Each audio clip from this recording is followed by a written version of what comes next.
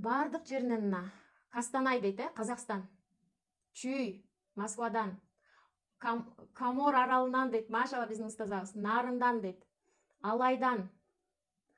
Машала. Мына караңыздарчы, Аллах Таалам бизди канча жерден алып келип тандап, сиздерди азыр тандап, бүт дүйнө жүзүнүн ар кайсы жеринен тандап туруп анан бул жерге кошуп атат да, машала. Кыргызстандын азыр ар бирөөңүздөр мына ар бир аймактан бар экенсиздер, 7 областтын баары айтылды, туурабы?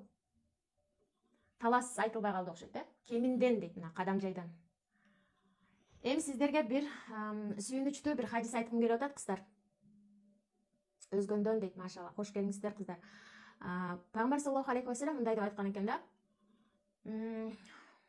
Эгер адамдар дейт, Аллах ыраазычылыгы үчүн бир орунда, бир жерде чогулса дейт, Аллах Тааланы эскериш үчүн, бир жерде чогулса дейт, ал адамдар кыямат күнү ал адамдардан нур чачырайт дейт. Кадимкиден нурлуу болуп келишет экен да.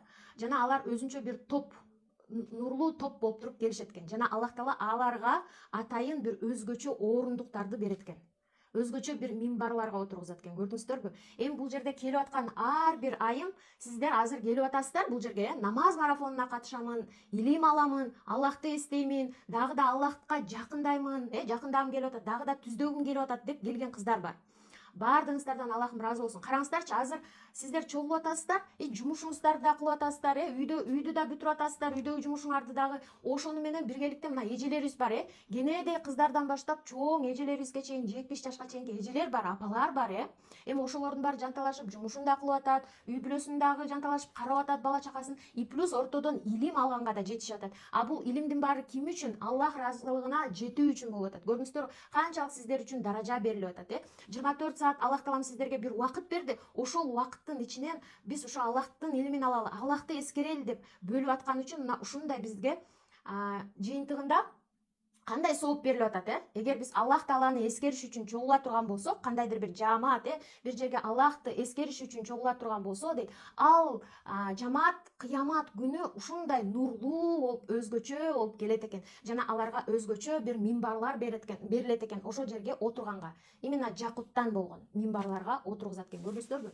Демек, жакшы ниет кылалы. Иншаллах ушул хадиске туура келсин деп, бүгүнкү эфирибизди деги эле ушул 14 күндүк, 15 күндүк марафонуңузду ушул Аллах Тааланы эскерүүгө, жакындатууга деп келип атпайсыздарбы? Ошол себептен ушул хадиске туура келсин жана ушул даражаларды Аллах Таалам баарыбызга насип кылган болсун. Эми бул жерге марафонго катышып аткан эжелер бар, кээ бирөөсү уже намаз окуп жүргөн, уже эле билет, уже эле жаттаган, бирок дагы ыйманымды күчөткүм келет, дагы үйрөнгүм келет. Мүмкүн кайсы бир жеринен билбейм, дагы мисалы мындайда намазды билсек деле, бирок мындай ыйманыбыз сусташып, намазыбызды кандайдыр бир баягы Пайгамбардын хадиси барга, тоок чокуп эмени жегендей, чок жегендей окубагыла депчи. Ошол сыңары баягы адамдын ыйманы төмөндөп, суздашып кеткенде, адам баягы бат-баттан, бүт болгон вниманиесин дүйнө ишине буруп алганда, ал намазын бат-баттан окуп бүтүргөнгө шашат экен да. Эми ушундай таалимдерге катышыш менен, кыздар, бизде таалим болуп турат, билесиздер. Ушундай таалимдерге, ушундай марафондорго, именно Аллах Таалага жакындатып турган ушундай курстарга катышыш менен биз өзүбүздүн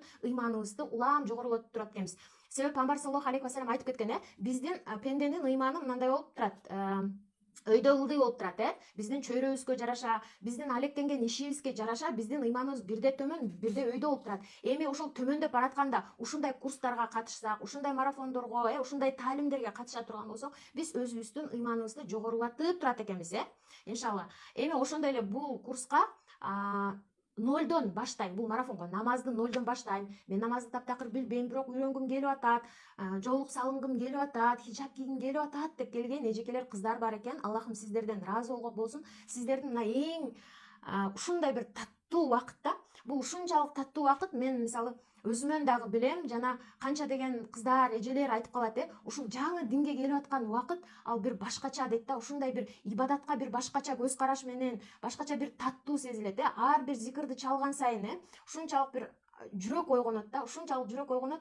Ар бир зикир тарткан сайын, ар бир намаз окуган сайын, ар бир Аллахка дуа кылып кайрылган сайын, деги эле кандай ибадат кылсак да биз үчүн ушул жүрөгүбүз ушундай ачылат да, башкача бир таттуу убакыт да. Эми сиздер үчүн бул ушундай убакыт, иншаллах. азыр бул жерде мына көп катышып аткан эжелерибиз дагы намаз марафонуна катышып аткан эжелерибиз кыздарыбыздан да көп экен жаңы баштайын деп аткан. Бул жерге жазып өтүңүздөрчү, сиздер менен бир сыйра сүйлөшүп андан кийин түшүндүрүп берейин. Алейкум салям. Көргөнүмө кубанычтамын дейт. Мен да сиздер менен азыр ушинтип жолугуштуруп атканына, Аллах таалам ушу бизди ушундай устазалар менен чогуу ушул марафонго ушинтип себеп кылып атканына дагы мен да өтө кубанычтамын. Аллах таалага мына 1000 мертебе шүгүр айтабыз. Ушул нерсеге бизди мына себеп кылып атканына, мына берде устазалардын жамааты бар, бир сыйра азыр айтып өтөм. Азыр сиздер жазып өтүңүздөрчү, бул жерге ким нолдон баштап атат, ким эми жаңы намаз окуйм деп баштап аткан кыздар.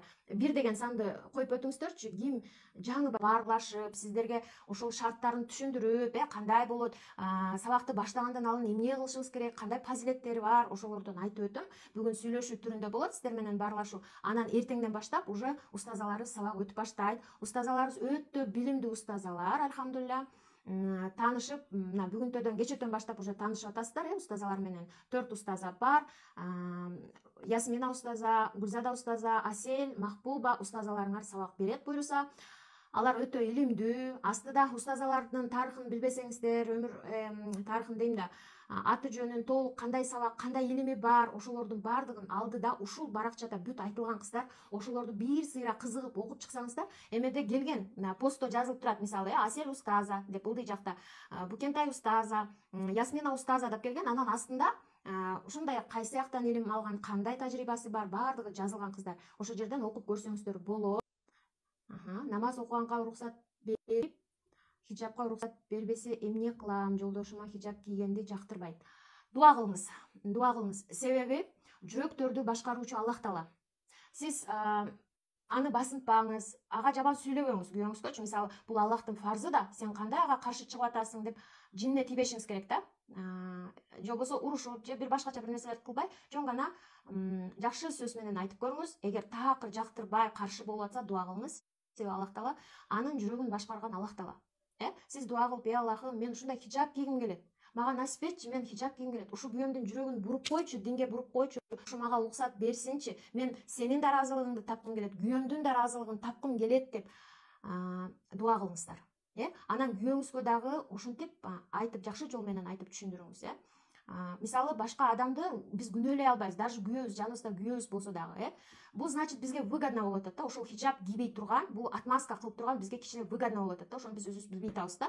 Ошол себептен качан биз катуу жүрөгүбүз менен каалап, катуу жүрөгүбүз менен намазыбызга киришкибиз, катуу жүрөгүбүз менен хижаб кийгибиз келип атса, кыздар, ошону эңсеп турганда Аллах тааладан дуа кылсак бат эле берип коет. Азыр мына байкалып атат го, кыздар, кыямат күнгө аз калганы, күндөрдүн өткөнүнөн, убакыттын болгон окуялардан ушунчалык билинип атат. Азыр сиз дуаларды мына азыр дуа кылсак, дуалардын кабыл болуп атканынан, мисалы, мурда деген кыңыр иш 40 жылда билинет болсо, азыр эмне болуп атат? 40 саатта эле билинип калып атат, туурабы? Ошол сыңары азыр мондай баары бат. Дуа кылгыла, Аллах таала башкаруучу, аткарып койсоңор болот. Сизди көргөнүмө кубанычтамын. Мен азыр хижаб кие элекмин, намазды окуй элекмин.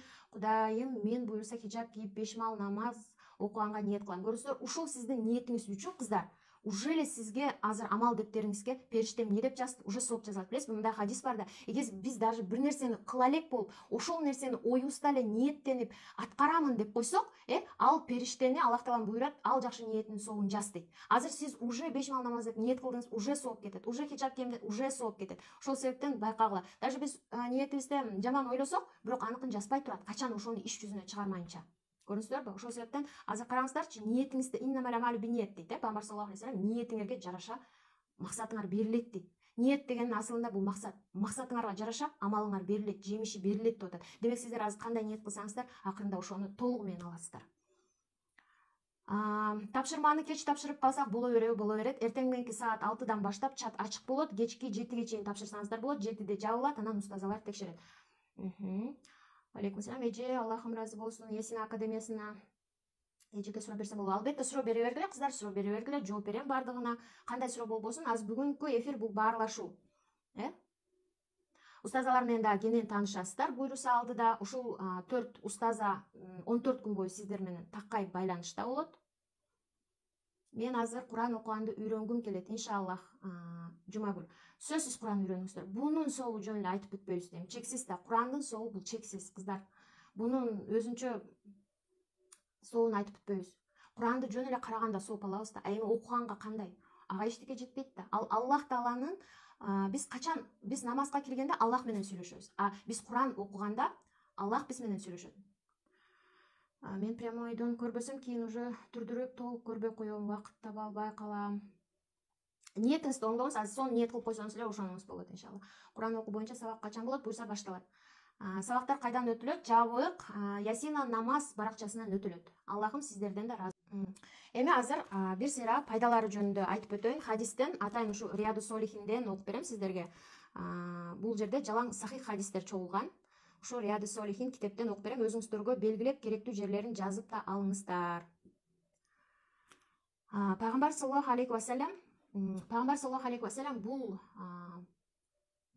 дүйнөдөн кайтаарында, акыркы жылы акыркы хажында, акыркы хутбасында сахабаларына мынтип кайрылган экен да. Сахабаларым деген экен, мүмкүн келерки жылы мен силерди көрбөй калышым мүмкүн деген экен. Мүмкүн силерди мен көрбөйм келерки жылы деген экен. Бирок мен силерди чексиз бакытка жеткизген эки нерсени таштадым дейт. Эки нерсени таштадым дейт экен пайгамбарыбыз.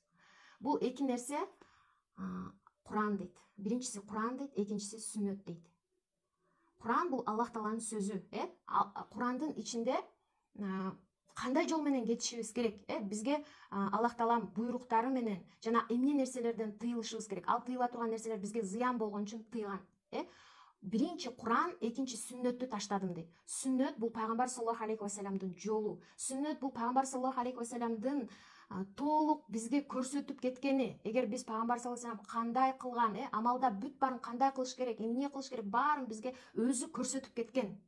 Эми ушул пайгамбар саллаллаху алейхи вассалам сүннөтүн катуу кармансак жана Куранды катуу кармана турган болсок, биз анда эки дүйнөдө чексиз бакытка жетет экенбиз. Көрдүңүздөр, бизге пайгамбар саллаллаху алейхи вассалам мына ушундай улуу нерсени таштап кетти.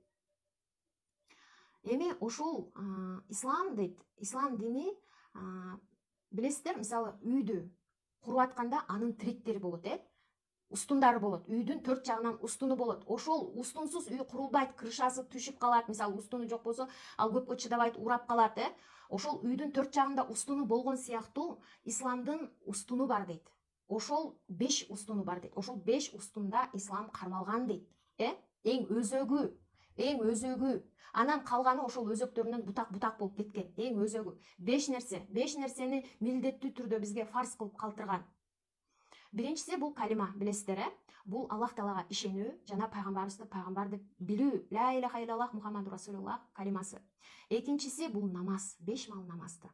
Эми караңыздарчы, бул 5 мал намазды Аллах Таалам мындай деген жок, бул тандап алсаңар болот, кааласаңар окугула. Себеби мына азыр адамдар кандай эркелеп атат, Менин убактым жок. Мен деген балдарымды багамбы, иштеймби? Мен азыр иштеп балдарымды бакканга убактым жок болуп атат. Башканы кылып атам, жанталашып, мынага убактым жетпей атат, ага убактым жетпей атат. Азыр кое турчу, аны кийинирээк анан окуйм. Ооба, ниетим бар, бирок азыр окуй албайм дегендер бар да. Эми ошондой мамиле жасаганга, мисалы, биздин укугубуз жок. Себеби Аллах Таала кааласаңар окугула, каалабасаңар окубай эле койгула деген жери жок. Бул намазды бизге Аллах Таала милдеттүү кылды, фарз кылды. Окугула деп буйрук кылды, мындайча айтканда. Азыр мисалы даже сиздер мына намазга жан келип аткан эжекелер, кыздар, таарынбагыла, бирок даже тандаганга мисалы окугубуз жок. Мен кааласам окусам бекен, мен 1 мал эле окусам бекен, же 3 мал эле окусам бекен, же картайганда окусам бекен, же мына жумушумду бүтүрүп койгондон кийин окусам бекен дегенге биздин даже акыбыз жок. Себеби билесиздер, намаздын күнөөсү дагы пайгамбардын хадистеринде келген. Жанагындай урулук кылуу, чоң күнөөлөр бар го. Жалган айтуу, ушак кылуу, адам өлтүрүү деген сыяктуу чоң күнөөлөр бар го, кадимкидей ширк кошуу деген сыяктуу. Эми Аллах сактасын, андай эң чоң күнөө бул ширк кошуу.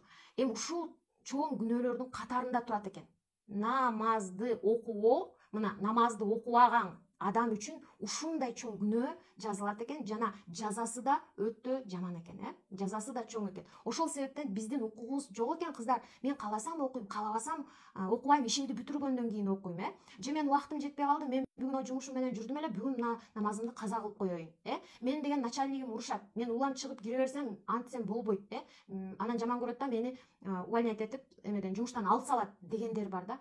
Бирок биздин акыбыз жок экен да. Себеби падышалардын падышасынын буйругу болуп атпайбы? Падыша, карагыла, Биз мисалы карагылачы кыздар кандай кылдаттык менен мамиле кылып атабыз. Кайненемен уруксат сурайынбы, ата-энемен уруксат сурайынбы, күйөөмөн уруксат сурайынбы деп биз аларга сый көрсөтүп атабыз. Карагылачы биз өзүбүздүн жакшы көргөн адамыбызды кандай сыйлайбыз, кандай алардын сөзүн угабыз, күйөөбүздүн сөзүн кандай угабыз, же болбосо жумушта болсо начальниктин сөзүн угасыңар, ал эмне десе жанталашып, анын айтканын бүт баарын орду менен кылып коеюн деп жанталашабыз. Болушунча өзүбүзгө авторитет туткан адамдардын алар менен мамилебиз жакшы болуш үчүн, алар менен дагы алдыга кетиш үчүн канчалык алардын болушунча күйөөбүз эмне десе ошону аткаргыбыз келет. Себеби ал үй бүлөдө үй бүлөнүн башчысы, күйөөңөр. Начальниктер болсо ошол жерде жумушуңардын башчысы. Ошол себептен болушунча аларга урмат көрсөтүп, болушунча алардын айткандарын орундатканга аракет кылат экенбиз. Эмне үчүн? Падышалардын падышасы Аллах Таалам бизге парз кылып аткан нерсени биз талкуулашыбыз керек. Мына биз талкуулап, канча адамдар талкуулап отурат, быйыл окусам бекен, Рамазанда окусам бекен, эртең баштасам бекен, же азыр кое турайын, жумушумду кылып алайын деп талкууга алып атышат. Бул көрдүңүздөрбү? Эми биз бир нерсени түшүнүшүбүз керек да. Ушул бизге ушул ата-энени берип аткан, бала чаканы берип аткан, ушундай сонун күйөөнү берип аткан, ушундай сонун жумушту берип аткан, ушундай сонун рызкы берип аткан, баардык ушул рызкыны берип аткан бул Аллах да.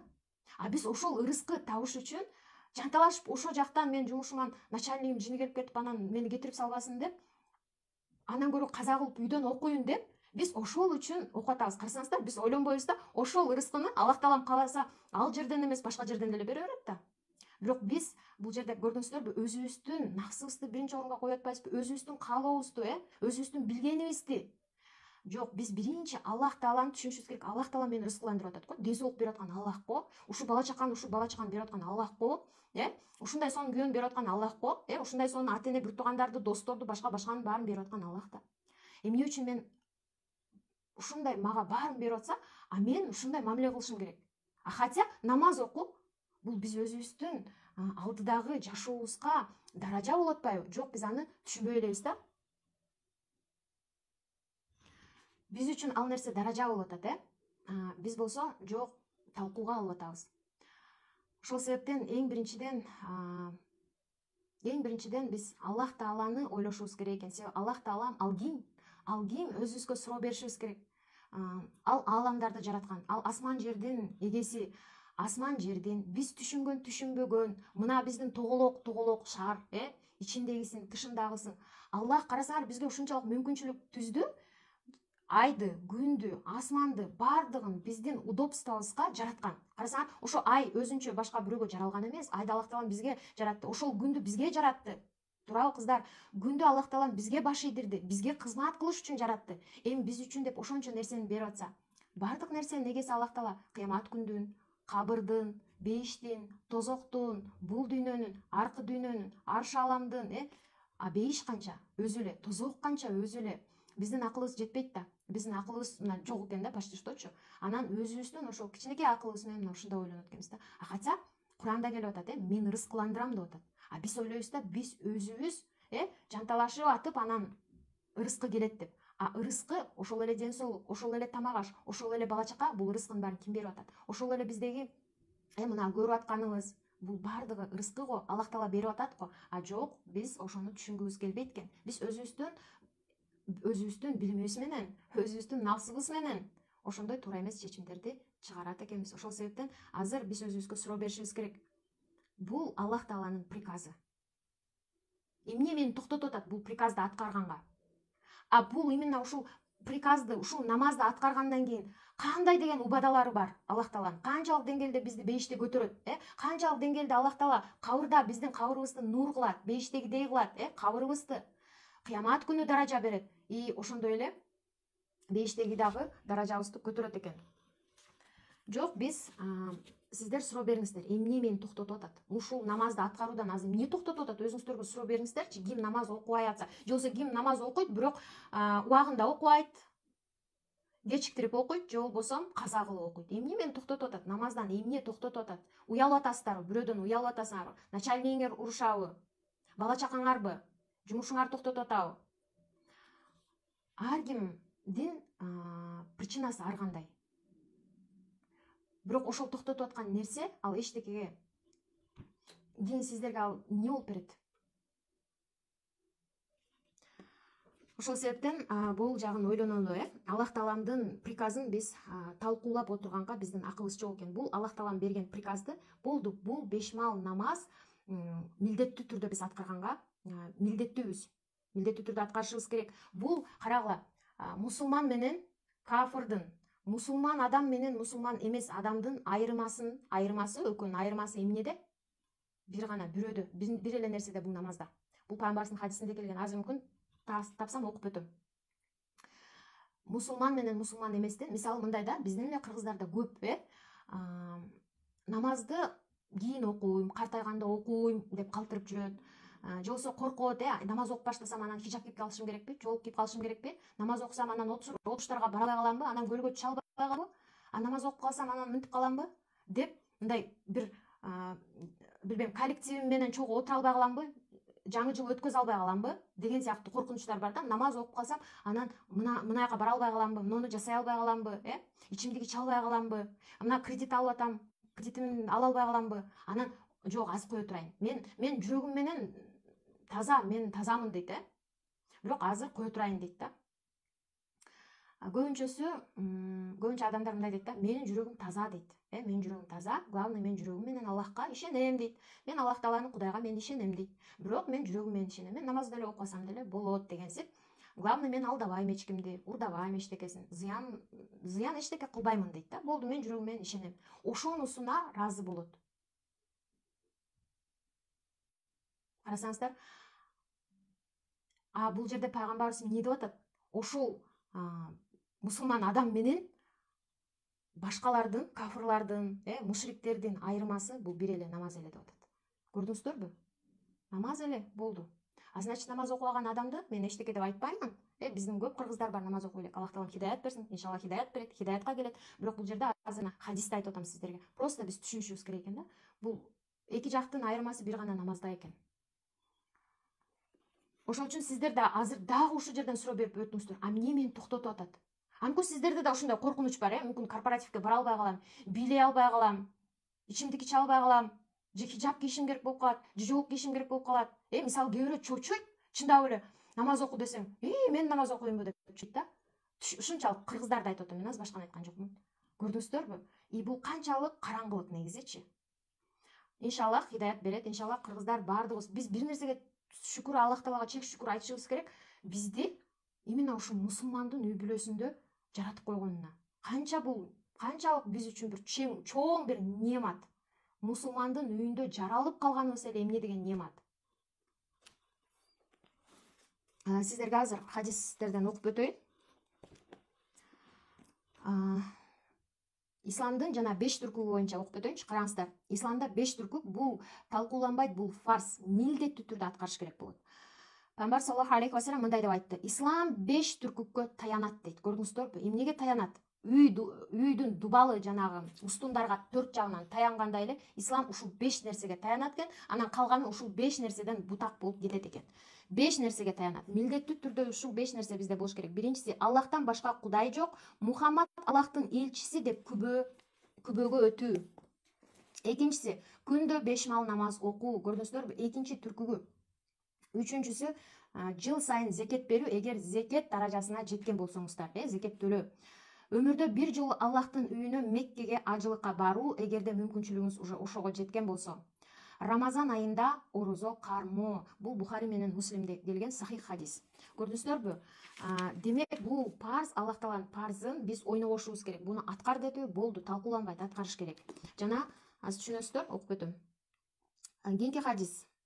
Аллахтын элчисинин, пайгамбар саллаллаху алейхи вассалам, мындай дегенин укканмын дейт.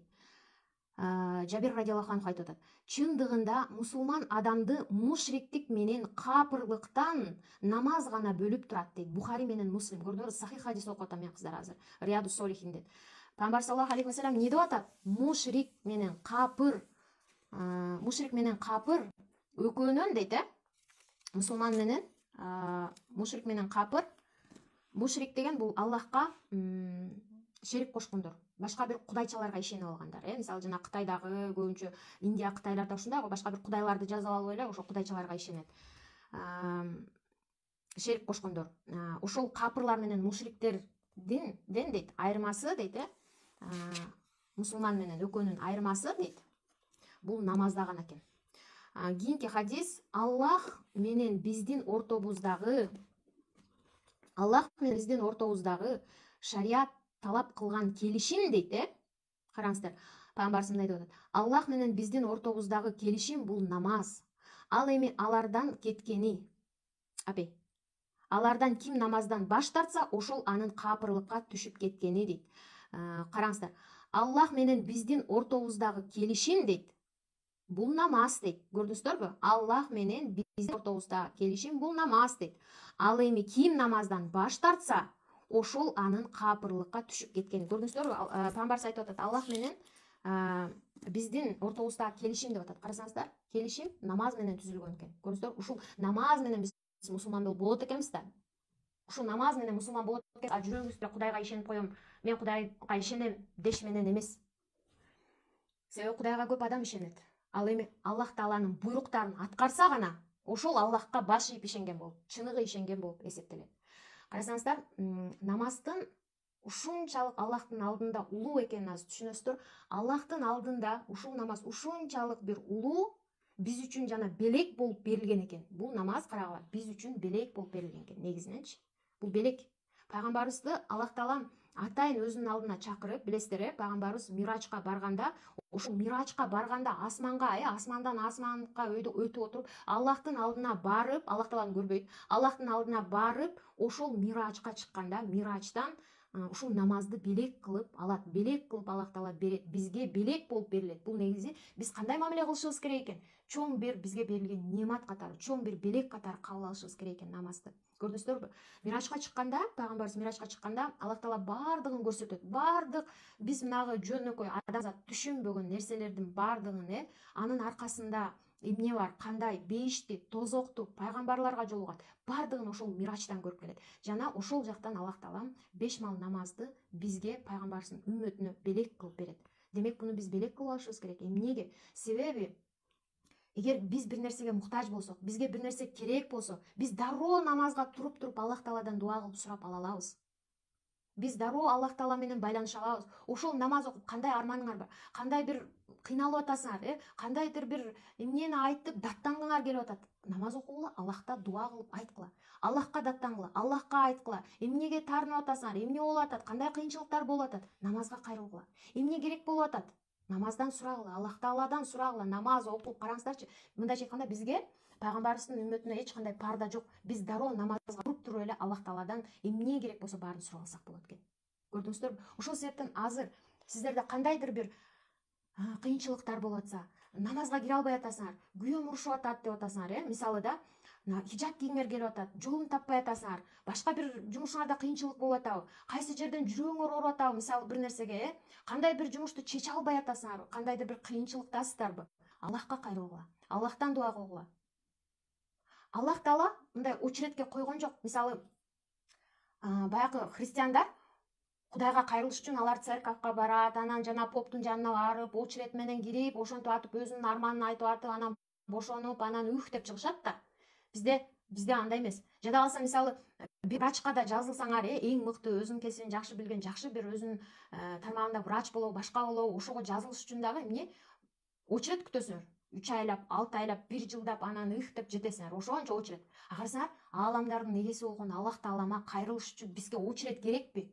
Бизге очередсиз кабыл алат го Аллах Таалам. Азыр эле барып туруп эле даратыңарды алып, сразу эмне арманыңар бар, эмнеге жете албай атасыңар, каерден кыйналып атасыңар, кайсы жерден Аллахым деп, мисалы, бирденкеден кыйналып атасыңарбы, ошону сурагыла. Мына намазга түшө албай атасыңар, Аллахым, ушу намазга түшүрө көрчү, жеңил кыла көрчү, мен жүрөгүм бура көрчү, өзүң бурасың деп, эмнеден кыйналып атсаңар, кайсы жерден же жөн эле шүкүр айтып, Аллахым, рахмат сага мага ушундай үй бүлө бергениңе, Аллахым, сага шүкүр мага ушундай илим берип атканыңа, ушундай бала чака берип атканыңа, ушундай тамак аш берип атканыңа, деги эле ушул тегереңерде эмне бар болсо ошого шүкүр айтып, Аллах Таалага просто эле кайрылып сүйлөшсөңөр болот го. Аллах Тааланы биз очеред күтпөйбүз. Очеред күтпөй туруп Аллах Таала кабыл алат. Көрдүңүздөр, жана бир убакытта канча миллиондогон, миллиарддаган адам, бир убакытта миллиарддаган адам кайрылат Аллахка. Азыр мына биз билбейбиз, бирок ушул малда канча деген дүйнө жүзүндө адам саждага отуруп, саждада Аллахка дуа кылып атат. Канча деген адам дуа кылып, ыйлап сурап атат керектүүсүн, Аллах Таала баарын көрүп турат, бир убакта баарына берет, баарына жооп берип атат очередсиз.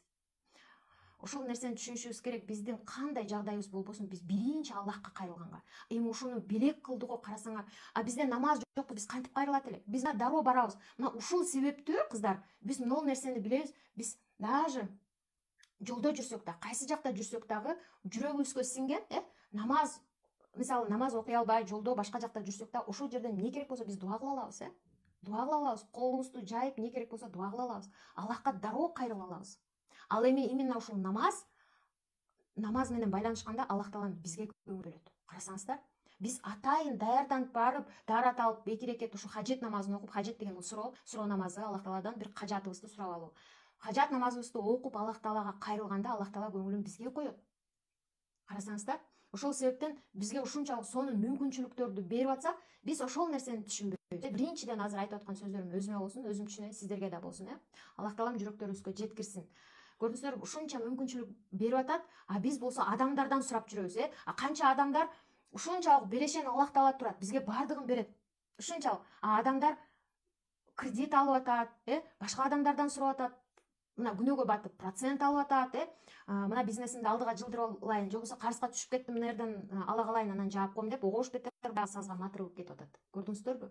Качан бизде Аллахка кайрылуу жок болсо, адамдар ушинтип адашат экен. Башка нерселерден сурап баштайт экен, банктан сурайт, кредит алат, башка нерселер, башка ошо күнөө, бул чоң күнөө. Риба бул чоң күнөө. Риба деген бул процент, кредит бул чоң күнөө. Ошол себептен рассрочка, кредит, башка нерселерди ойлоп, адамдардан сурайм дегенден биринчи ойлонгулачы, алардан дагы берешен Аллах Таала турат го. Эмне үчүн биз Аллах Тааладан сурашыбыз керек? Эмне үчүн бизге даяр берген намаз окуп, просто эле Аллах Тааладан сурагандын ордуна биз андан көрө аны экинчи планга коюп, башка адамдардан сурайбыз. Анан таптакыр уже оорусу күчөп, выход жок, эчтеке выход болбой калганда анан кийин намазга кайрылыш керек. Мына вот карасаңар, падышалардын падышасы, бизди жаратып аткан, бардык нерсени өзү башкарып ордуна келтирип аткан Аллахтан сурабай, башка жактан сурап аткан. Көрдүңүздөрбү? Аллах Таала биз туура ниет кылсак, ушуну айтып өтөйүнчү, могул нерсени да карасаңыздар, биздин ниетибиз өтө маңыздуу экен, кыздар.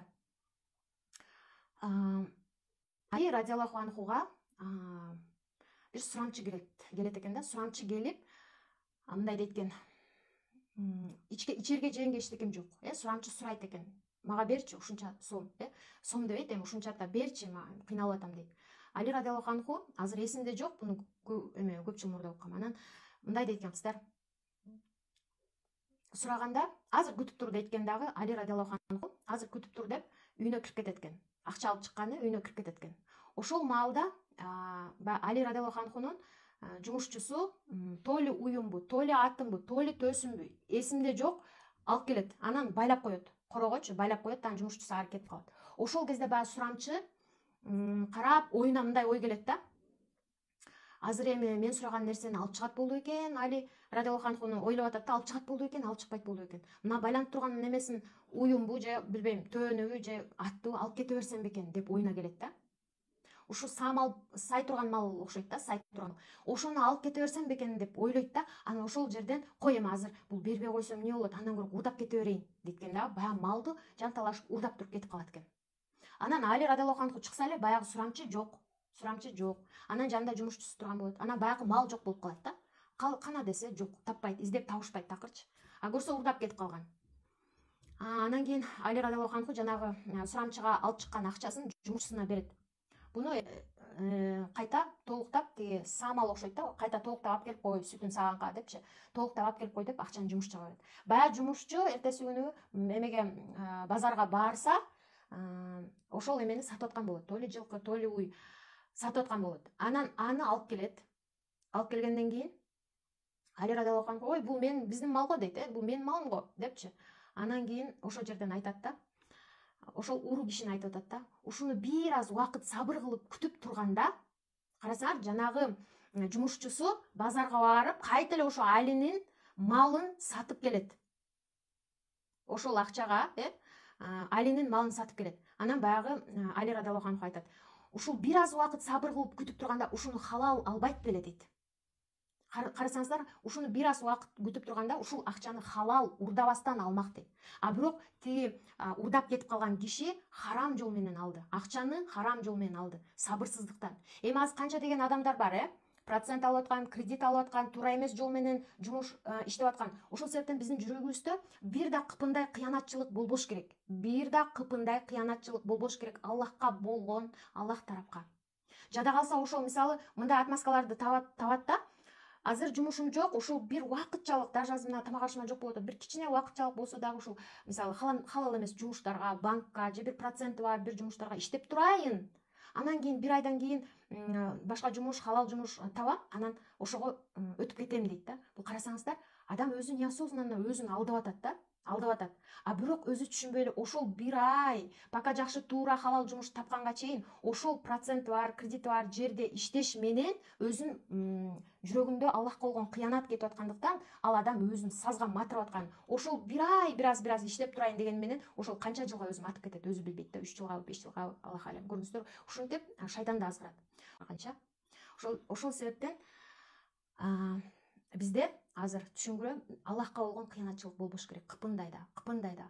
Мен өзүмдөн эле мисалы көрүп келем, биз кичине эле кыянатчылык кылып, мисалы нафсыбыз менен муну кылып коелучу деп, эми кичине эле кыянатчылык муну кылып коелучу десең, аркаңан чыгат да. Аркаңдан чыгат. Буну сиздер деле билесиздер. Аркасынан чыкпаган ал жаман деген сөз. Аркасынан бул дүйнөдө чыккан бул жакшы деген сөз. Бул дүйнөдө жооп берди деген сөз. Аркасынан чыкпагандар алар ахиретке калды деген сөз. Мисалы, кээ бирөө айтат да, эмне үчүн орустар же жахилдер же кафырларга Аллах Таалам баарын берип атат, жыргап эле жүрүшөт дейт да. Аларга байлык да берилген, ден соолук да, башка бир ушундай Аллах Таала баарын берип койгон. Жыргап эле жүрүшөт го, намаз окубайлы, ибадат кылбайлы, башка эчтеке кылбайлы дейт да. А билесиздерби, алардын канча күнөө кылса, анын жазасын бул дүйнөдө берген жок деген сөз. Эгер мусулман күнөө кичине кылса, даже бирөөнү мындай жаман таарынтып, жаман нерсе кылса, аркасынан кайтып келип турганы, бул дүйнөдө жазасын алып турганы, билбейм, ооруппу же башка ар кандай сыноолор менен жазасын алып турганы, бул супер деген сөз. Анда биз сүйүнүшүбүз керек экен да. Менин кандайдыр бир күнөөм кечирилип атат. Ооруп калдымбы? Кандайдыр проблема чыктыбы? Мен бул дүйнөдө баягы кылган күнөөлөрүм үчүн бул дүйнөдө жооп берип атам деп, эгер ошол кыямат күнгө калса, бул эң жаманы ошол. Себеби бул дүйнөдөгү бериле турган жазаны кыямат күнү билесиздер, 100 эселеп туруп берилет. 100 эселеп туруп оорлошот. Ошол себептен сахабалар, бул боюнча хадис көп сахабалар айткан, ошол себептен сахабалар ыйлаган. Эмне үчүн? Мисалы мындай да, биз азыр оорубай калсак, биздин жамаатыбызда да мисалы ушундай окуя болду да. Устазалар ооруп калыптыр, сиздерге сабак берип аткан бир устаз ооруп, бул устаз ооруп, башка устаз ооруп, кайда башкасы жакшы болуп ушундай. Бул ооруп атат деген жакшы. Себеби сахабалар сүйүнгөн экен да. Ооруп атат дегенде, оорубай калган сахабалар кайгырган экен, ey Аллахым, мени унутуп койдуңбу? Мени Аллах Таалам сүйбөйт экен. Мен эмнеге оорубай атам? Эмнеге мага ал проблема келбей атат деген. Сразу. А мисалы диндеги эмес адам, жахил адам, мисалы башкалар ооруп атса, мен оорубай элемин деп мындай сүйүнөт да. Мен оорубай элемин. Мени значит Кудай жакшы көрөт экен. Мага баардык ийгиликти берип атат. Мен оорубай элемин депчи. А сахабалар андай болгон эмес. Ким оорубаса, кимге проблема жетпесе, Аллах Таала ал адамды унутуп койду деген сөз да. А сахабалар наоборот кайгырган. Башка сахабаларга оору келсе, өздөрү оорубай калса, эмнеге Аллах Таала мени унутуп койду деп. Кыямат күнү дагы сахабалар деги эле кыямат күнү адамдар айтат экен да, ушул дүйнөдөгү жана кыйынчылыктар, оору, башка нерселер берилген адамдарга берилген соопторду көрүп, мен ушул дүйнөдө кайчы менен кескилеп салганда кана дейт экен да. Көрсөңөр, ушунчалык биз эми чыдабайбыз азыр. Кичине бир жерибиз эме тытып алсак болду деп, ошол жерден тим эле паника болобуз да. Кесилип кетсе, ошол жерден паника болуп ооруйт. Көрүңүздөр, биз ойлойт экенбиз, бул дүйнөдө тим эле сонун болуп, баардык жагынан оорубай, ийгиликке жетип, шумдук болуп жүрсөк, анда бизди Кудай жакшы көрөт деп. Динди түшүнбөгөн адам ошондой түшүнөт да. Эмне үчүн орустар мисалы ибадат кылбаса деле, башка кылбаса деле, буларда баары бар, байлык бар, башка бар, ден соолук бар, жыргап эле жүрүшөт го дейт. А себеби бул дүйнө менен алардыкы бүтөт да. А биздики бул дүйнө менен бүтпөйт да. Биздики деген долгосрочный, кыздар. Биз мисалы максат койгондо да, даже долгосрочный, мусулман долгосрочный ойлонот. Мисалы башка кафырлар, башка адамдар, алар бул дүйнөдө эле планын түзүп алып, бул дүйнөдө эле ийгиликтүү болгусу келип атса, мусулман адам эч качан антип ойлойт. Мусулман адам сразу эки тарап ойлойт да. Аллах разы болобу? Кыямат күнгө сооп топтолобу? Бейишке кире аламбы? Деп сразу ушул жакты ойлойт. Карасаңар, сразу бизде эмне ой келет? Ушул бейишке кийинки түбөлүктүү жашообуз оюбузга келет. Мен ушу менен бешикке кире аламбы? Мен алдыга жыла аламбы? Ушу менен Аллах Таала менен ыраазы болобу? Мен ушу кабырда ушуну менен мага нур болобу? Кыямат күнү мен ушу жарык жүзүм менен Аллахтын алдына бара аламбы? Ушу ибадатым менен, ушу кылган ишим менен менин даражам көтөрөт бекен деп биз долгосрочно ойлонот экенбиз. Мусулмандар долгосрочно ойлонот экен. Биз бул дүйнө менен чектелбейбиз, Биз бул дүйнөдө дагы, ибадаттарды кылуу менен, наоборот, жанагы оору, проблема башка келүү менен биз сүйүнөт экенбиз. Себеби билебиз, биздин значит кайсы бир жерде мен косяк кетирдим. Ошол катамдын косягымды азыр жууп атам деп ошону түшүнөт экенбиз дагы. Анан эмне кылабыз? Алдыга кете беребиз. Бирок ошого биз даже билебиз, анын үчүн да мен сооп алам. Себеби Пайгамбардын хадисинде келген. Бизге кыпындай дагы тикенек кирсе, бизге кыпындай тикенек кирсе дагы, ошол оорутуп ай деп оорута турган болсо, анын дагы сообун кыямат күнү ала алабыз. Анын да сообу берилет. Көрдүңүздөрбү? Даже биз негизи аркасындагы ар бир иштин аркасында хикматты түшүнө билбейт экенбиз да. Мисалы мындай да, эки адам каза болуп аткан учурунда баягы мусулман адам, анан кафир адам. Мусулман адам ушундай кыйналып, ушундай суусап, ушундай бир жаны кыйынчылык менен чыгат экен да. Ошондо баягы адамдар көрүп, бул Аллахка намаз окуп жүргөн, Аллахка ибадат кылып жүргөн адам эмес беле? Анан коркушуп атканда, эмнеге бул мындай кыйынчылык менен жаны чыкты депчи. Кийинки мисалы кафир деп коеюн, же болбосо Аллахка моюнсунбаган адам. Ал болсо мындай жакшы өлүм менен спокойно жашынакай өлүп калат экен. Карасаңыздар. Бунун аркасы кандай? Суроо. Мунун аркасы көрсөм мындай экен кыздар. Аллахка ибадат кылып аткан баягы мусулман адамдын жанынын кыйынчылык менен чыгышы, бул Аллах Таалам ушунчалык ал адамды сүйөт, до конца күнөөсүн кечиргиси келди. Ошол себептен жазасын даже бул дүйнөдөн эле берди да. Бул дүйнөдөн эле ошол жанын кыйынчылык менен чыгарып туруп, бул дүйнөдөн эле жазасын берди. Кыямат күнү жазалаш үчүн, кыямат күнү жазасын бербеш үчүн. Ал эми мисалы кафирдин жанын ушундай соонун, ушундай бир кыйынчылыксыз жанын чыгарганынын себеби, мисалы башка Аллахка ишенбеген адамдар деле садака беришет, садака беришет, адамдарга жардам беришет, жакшы жумуштарды кылат. Бирок ошонун сообун кыямат күнү Аллахка ибадат кылбаган адам кыямат күнү мен ушундай баланча сооп иш кылганмын, мага ошонун платасын бер деп айтпаш үчүн, бул дүйнөдө эле жаны чыгып атканда берип койгон, жанын кыйынчылыксыз жакшы чыгып. Ал ала албайт, потому что уже эле акчасын берип койгон. Уже эле несин төлөмүн берип койду. Көрдүңүздөрбү? Ошол себептен биз адамдар көп нерсени билбейт экенбиз. Эмненин аркасында эмне турат? Эмненин аркасында эмне турат? Кандай турат? Биз ойлойбуз, ошол ийгиликтүү жүргөн адамдарды Аллах Таала жакшы көргөн үчүн эле ийгиликтүү болуп атат деп. На самом деле билбейт экенбиз да. Эмне үчүн мисалы биздин эле кыргыздардан айтат, бири-бирин басындырып, мына көрүп атам, намаз окугандар кыйналып атат го. Ичерге мисалы тамактары жок, мындай жаман жумуштардан иштеп жүрөт, мындай. Көрүп атабыз намаз окугандарды. Аларга эмне үчүн Кудай бербейт дейт да, эмне үчүн аларга Аллах бербейт деп баягындай басымтуу сөздөр менен, намаз окугандар мына биз жашынакай жүрөбүз деген сыяктуулар дагы бар. Аларда хикматтык түшүнүк жок болгон үчүн адам ошондой ойлонот. Намаз окуган адам да ошондой ойлойт, эгерде пока что илим түшүнүк жок болгондуктан. Аз мен сиздерге мына айтып атам, көрсөңүздөр, көрсө биз билбейбиз, биз эчтеке билбейбиз. Эмненин аркасында эмнени коюп койгонун Аллах Таала. Ошол себептен биринчи суроо тууш керек, ар бир кылып аткан ишибизде бул Аллахка жагабы же Аллахка жакпайбы, тескериби? Жыйынтык чыгаргандан мурда намаз боюнча хадисти уланталы.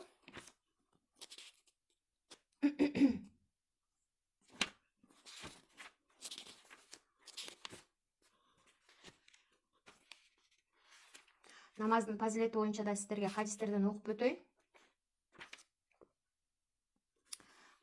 Мындай деген экен. Жабир бин Абдуллах мындай деп кабарлаган экен. Биз Аллахтын элчиси менен бирге олтурган кезибизде дейт, ал толгон айга карап туруп мындай деди дейт. Чындыгында силер мобул айды көрүп тургандай, өзүңөрдүн эгеңерди да көрөсүңөр, жана анын жамалын көрүүдө эч ким нааразы болбойт. Көрдүңүздөр кыздар, бардыгыбызга ачык, айкын экен. Бул жерде мындай деп атат хадисте, Пайгамбар саллаллаху алейхи ва саллям сахабаларына айткан экен. Толгон 14-күнү толот го ай, жарык болуп ачык айкын көрүнүп турат го. Сахабаларына айткан экен. Айды көрүп, ачык айкын көрүп тургандай, Аллах тааланы да ушинтип ачык айкын көрөсүңөр деген экен. Көрдүңүздөрбү? Демек биз иншаллах бейишке кирсек, Аллах тааланы да ошентип көрө алат экенбиз. Көрдүңүздөрбү?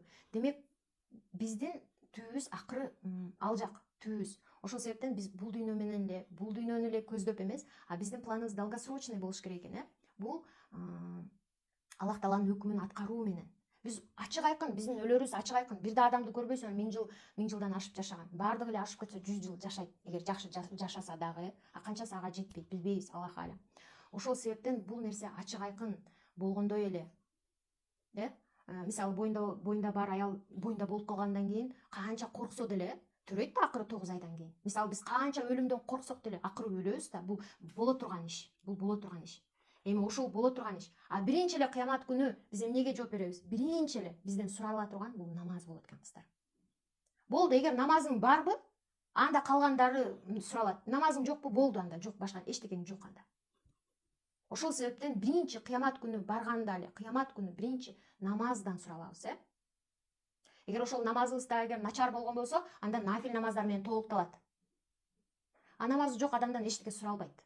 Ошол себептен биз канча корксок да бул өлүм бул чыныгы нерсе. Акыры биз барабыз, акыры кабырга барабыз, акыры кыямат күнгө барабыз, акыры Аллахты көрөбүз, Аллахтын кыямат күнү Аллахтын алдына барабыз, акыры жооп бергенге барабыз. Ошол себептен бул Аллах тааланын өкүмүн, падышалардын падышасы Аллах тааланын өкүмүн биз казыртадан кармашыбыз керек. Өзүбүздүн баягы нафсыбызга алдырбай, нафсыбыз каалабайт, нафсыбыз жыргагыбыз келет.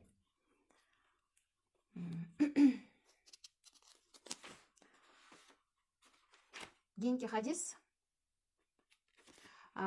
бул аят экен.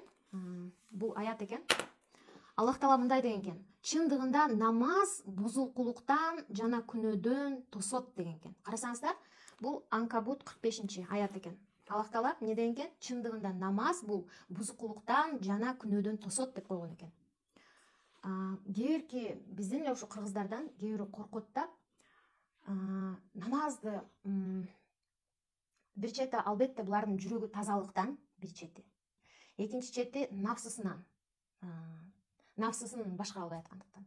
Мындай деп, мисалы, намазды баштай албайт, Аллахты жакшы көрөт, Кудайга ишенет, жакшы көрөт, намазды окугусу келип атат. Бирок эмнегедир баштай албайт. Эмнеге баштай албайт? Себеби магазинде мен арак сатам, арак ичимдигин сатам. Мен анан азыр күнөөкөр болуп каламбы, намазымды баштасам дейт да. Ошондойлор толуп турат. Мен банкта иштейм. Азыр мен намазымды баштасам, ошондо банкты токтотуп коюшум керек болобу жумушумду? Мен токтото албайм да, дейт да. Же болбосо кандай ал, мен Аллахка намаз окуп атып, анан өзүм күнөө иш кылсам дейт.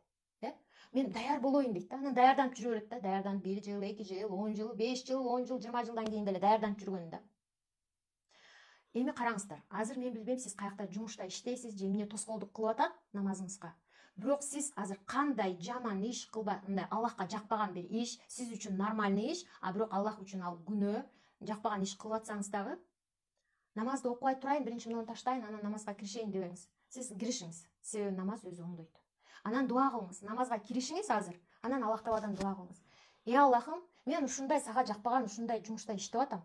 Мен аябай жаман болуп атам. Мага ушундай халал, жакшы жумуш бер. Ушу сен ыраазы боло тургандай. Мен ушундай күнөөкөр болгум келбейт. Бирок мен азыр кандай айла табышты билбей атам. Аллахым, мага жардам бер. Мага жакшыраак жумуш бер деп дуа кылгыла. Билбейм, кимиңиздерде кандай азыр проблема болуп атат, бирок намазга кире элек ушундай кыздар, эжекелер бар. Намазга киргенден, даже зикр айткандан коркот, Аллахка күнөөкөр болуп калам деп коркот. Могу жерде күнөө иш кылып атканы менен күнөөкөр болуп атканы менен иши жок да. Вот шайтан ушинтип алдайт экен. Жана алардын көбүнчөсүнүн түшүнүк ошондой. Бул жакшы Аллахтан корккону. Бирок кыздар, токтотуп аткан нерсеңерди тапкыла дагы, эгер ошол даже күнөө иш жасап атсаңар да, ошол жерден биринчи намазга киргиле. Намаз өзү, анан Аллах Тааладан дуа кылып сурап, намаз окусаңыздар, намаз мына өзү түзөйт экен. Көрдүңүзбү? Бузуклуктан сактайт экен, жана күнөөдөн тосот экен. Көрдүңүздөрбү? Анан өзүңөр да аракет кылышыңар керек. Бул намазга кирип эле, дуа кылып эле, намазга кирип эле койсоң, бул намаз өзү эле тосуп, күнөөдөн тосуп коет деген андай болбойт. Эгер адамдын өзү аракети болбосо, адам өзү дагы туура ой жүгүртүп, туура ниеттенип, туура жака өзүн багытташ керек болот, Себеби адам эгер нафсысын башкара албай, өзүн туура эмес жака багыттай берсе, аны шайтан башкарып кетет. Даже намаз окуп аткан адамды дагы эмне кылып таштайт, жолунан чыгарып таштайт.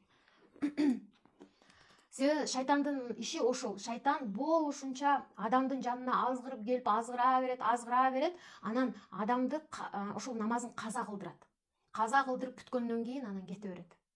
Шыбырай берет, азыр мына жумушуңду коюп тур, мына кириңди жууп бүтүп ал, мына ишиңди бүтүрүп ал, анан балдарыңа тамак берип кой, мынаны бүтүрүп ал, анан кийин намазыңды окуйсуң. Еще бар да убактына 10 мүнөт бар. Мына еще күн бата элек, деп бизди алдайт экен да. Баарыбызды алдайт. Шайтан ушинтип шыбырай берет. Анан ооба азырынан бүтүрүп алайын, азырынан кылып бүтүрүп алайын, анан окуйт. Антикиче уже болду, күн кирип кетти. Уже убактысы өтүп кетти, жоксо күн чыгып кетти. Намаздын убактысы өтүп кетет. Бул боюнча билесиздер, окуя бар. Бул боюнча да ушунчалык шайтан азгыра берет, адам бамдатын дагы каза кылат, баягы азгыра берип, пешинди да, асырды дагы, шамды да, куптанды да азгырат экен да, анан жатаарга келгенде баягы жатат да, шайтан азгыра берди, 5 мал намазын калтырды. Анан жатаарда шайтан кетет экен да, тиги кишиден качып жөнөйт экен. Анан тиги киши сурайт экен, эмне качып баратасың? Бир күн кечке мени азгырдың, 5 мал намазымды калтырдың, эми жатып жатаарда сен качып кетип баратасың да десе, шайтан айтат экен да, мен сени калтырткан жокмун намазыңды дейт. Мен сага жөн эле оюңа салдым дейт. Аткарган өзүңсүң дейт. Кылган өзүңсүң дейт. Эми мен качып баратам, Аллахтын балесинен коркуп качып баратам дейт. Мен бир жолу Аллах Таалага баш ийбей коюп, мен Аллахтын наалатына калдым. Мен Аллах Таалам бейиштен кубалады. Мына шайтан болуп калдым дейт. Алейхилана. Сен Аллахтын 5 өкүмүн 5 жолу, бир күндө 5 өкүмүн аткарган жоксуң дейт. Эми Аллах Таала сага ушундай бай түшүп атканда, мен сенин жаныңда ушул балеңе илешип калбайын деп мен качып баратам дейт. Көрдүңүздөр, кандай азгырат. Бирок шайтан шыбырайт экен, чечимди чыгарган өзүбүз экен.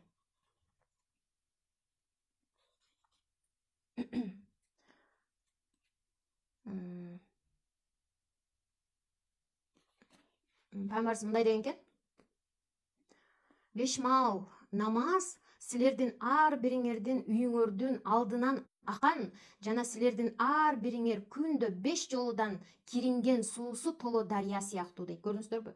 5 мал намазды пайгамбар саллаллаху алейхи вассалам дарыяга салыштырган экен, дарыяга. Элестетиңиздерчи, үйүңүздөрдүн алдында дарыяга атса, буну пайгамбар сахабаларына айтып атат. Дарыяга атса, анан күн чуркап барып эле 5 жолу дарыяга түшүп атсаңар. Бул жерде пайгамбар айтат сахабаларына, кийинки хадисте, кир калабы, денеңерде кир калабы деп сахаба айтат. Жок, кир калбайт дейт. Ошол сыңары дейт, 5 мал намазды күнүнө окуп турсак, бизде күнөөлөр, баягы денебизде кир калбаган сыяктуу күнөөлөр да жуулуп турат экен, каталарыбыз да жуулуп турат экен. Майда чүйдө кылып аткан, туура эмес сүйлөйбүз, көзүбүз менен туура эмес нерселерди көрөбүз, бир күн ичинде толгон токой бир күнөө иштерди, каталардын баарын оозубуз менен айтып сүйлөп коебуз, ошолордун бардыгын 5 мал намазыбыз улам тазалап жууп турат экен, бизден кетирип, жана амал дептерибизге жазылат го, ошолордун баарын тазалап кетирип турат. Көрдүңүздөрбү? Негизи 5 мал намазынын пайдасын окуй берип турган болсок, бүтпөйт. Пайгамбарыбыздын хадиси канча, аятта канча келген,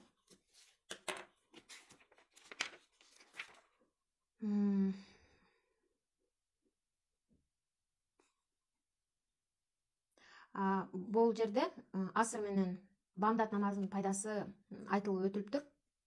Пайгамбарыбыз мындай деген экен: салкын мезгилде окулуучу эки намазды таакай окуган адам бейишке кирет дейт. Бухари менен Муслимден бул хадис. Бардык эле хадистер бунун ичинде Бухари менен Муслимден келген.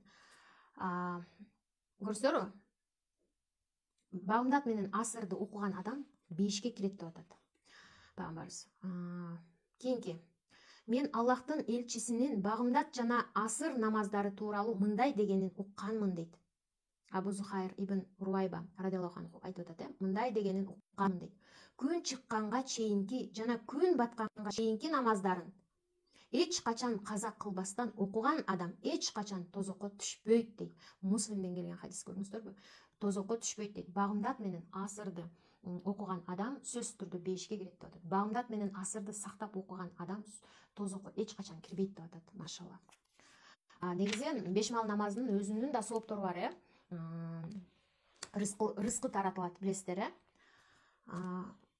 ааламдардын баардыгынын жаратуучусу Аллах Таалам баардыгыбызга рызкы бөлүштүрөт, билесиздер. Ошол рызкы именно ушул багымдат убагында, эгер биз багымдат намаз окуй турган болсок, ошол адамдарга рызкысы берилет. Ушул багымдат намазын окуган адамдардын рызкысы кенен болот. Рызкыдан максат мейли акча болобу, мейли ийгилик болобу, мейли ден соолук болобу, бала чакаңар болобу, бала чакаңардын жетишкендиги болобу, билбейм, илим болобу, башка баардыгы кирет рызкыга.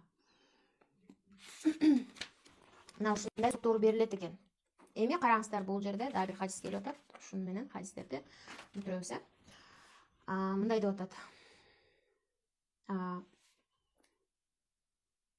Уже 1,5 саат болуп кетиптир. Бүгүн эми ушунча отуралы. Негизи кыздар, устазалар сабак өткөндө мынчалык узун өтпөйт. Бул сабак эмес, бул сиздер менен баарлашуу болуп атпайбы? Ошол себептен азыр кичине кенен отурабыз.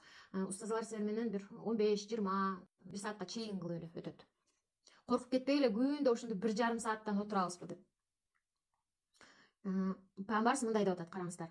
Намаз убактысы кирери менен талаптагыдай даарат алып, толук моюн сунуу жана бардык рүкү саждаларын кемчиликсиз аткаруу менен намаз окуган ар кайсыл мусулмандын ошол намазы ага чейинки жасалган күнөөлөрүнүн кечирилишине себеп болуп калат дейт. Эгер ал арада оор күнөөлөр жасалбаган болсо, анда дайым ушундай болот дейт. Машаллах.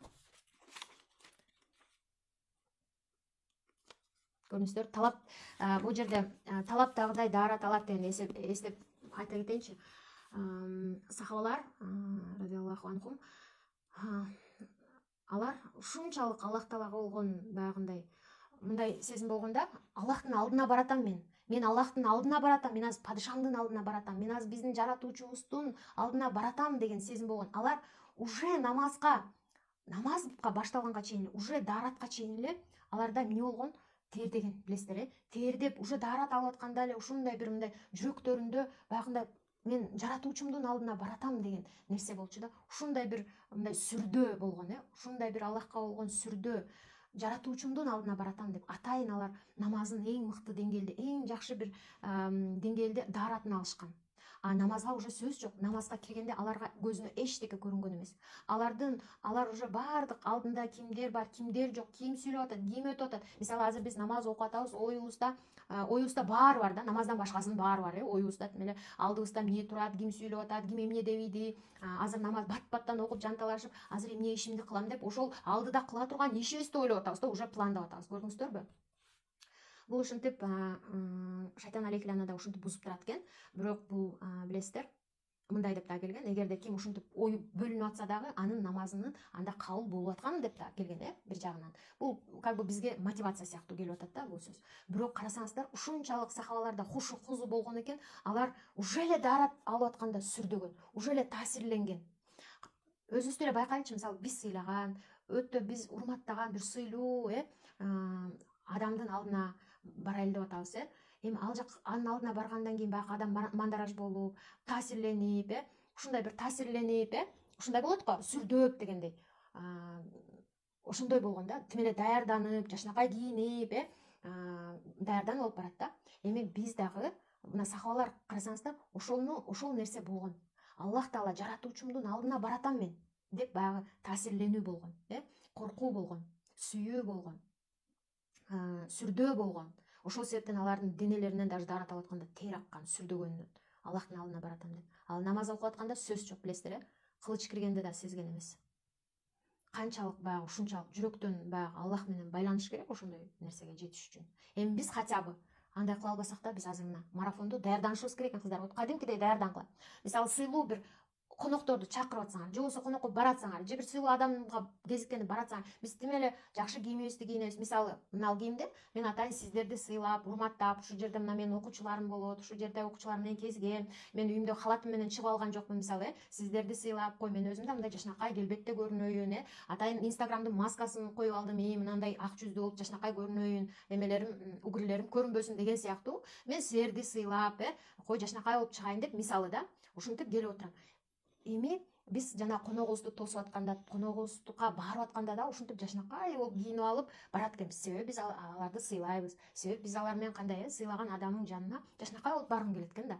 Ошол сыңары биз падышабыздын алдына баратканда, Аллах Тааланын алдына баратканда, сиздерге мына тапшырма болуп берилди. Атайын жай намаз сатып алгыла, атайын ушул зикир чалганга тесме, зикирматик сатып алгыла, көйнөк сатып алгыла, намазник сатып алгыла, жашынакай жоолук сатып алгыла деп сиздерге айттык. Эми ошол Аллах Таала мени көрүп турат деп, жашынакай болуп турганыбыз жакшы да, тытылган, айрылган тиги көйнөктөрүбүздү кийип алып, жыртылган носкилерибизди кийип алып, намаз окуп эмес, эми эптеп жоолугубузду ороп алып, боло берет, ким көрүп атты эле деп окуп эмес, Аллах Таала көрүп атат да, Аллах менен байланышып атабыз да бизчи. Ошол себептен биринчи биз жаратуучумдун алдына баратам. Мен намазымды, мен намаз окуп атканда мени жаратуучум көрөт. Жөн эле бир мен сыйлаган адам эмес, жөн эле бир адам эмес, а мен жаратуучум көрөт. Ошол себептен атайын сатып алып даярдансаңар бул жакшы экен. Бирок эгер ким мисалы кыйналып сатып ала албайм, ага акчам жок десе, ничего страшного. Эң негизгиси сиздердин кийимиңиздер таза, нажасаттан таза болуш керек, абратты жапкан болуш керек, көйнөгүңүздөр. Эмне нерсеңер болсо, жумушуңарда болсоңар, үйдө болсоңар ошо менен окууга. А бирок биз возможность болсо, ошончолук Аллахтын алдына жасанып барганыбыз жакшы, өзүбүздүн күйөөбүздүн эле алдыбызга мисалы ушунчалык жасанабыз, духини катары менен себинебиз, мисалы түрлүү кремдерибизди жыттанайын деп тим эле шыбанабыз мисалы да. Ошол коноктосуп атканда кой жакшы жыттанайын деп болушунча духилерди себинебиз да мисалы да.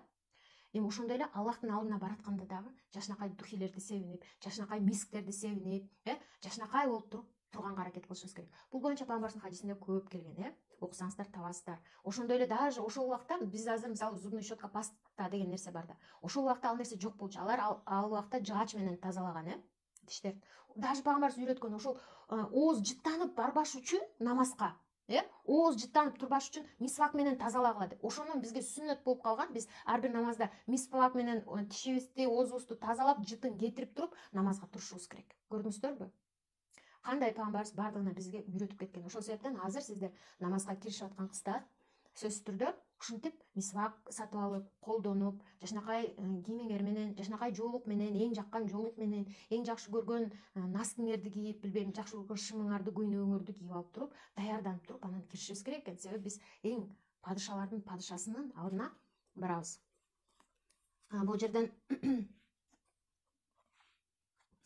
Бул жерден дагы бул нерсени айтып өтөйүнчү. Мындай электе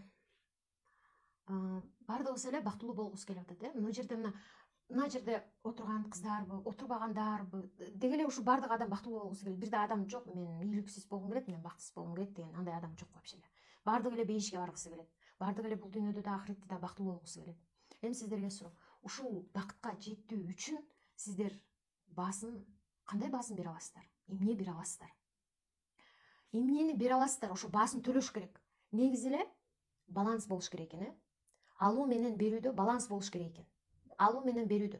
Биз алганды эле жакшы көрөбүз да. Мени сүйсө экен, мага акча берсе экен, мага подарка берсе экен, мага антсе экен, мага ийгилик берсе экен, мага илим берсе экен, мага я хочу дей беребиз да. Мындай шырына алганды эле жакшы көрөбүз, бактылуу болгум келет, ийгиликтүү болгум келет, подарка алгыбыз келет, илимди алгыбыз келет. А бирок сиздер эмне бергенге даярсыздар?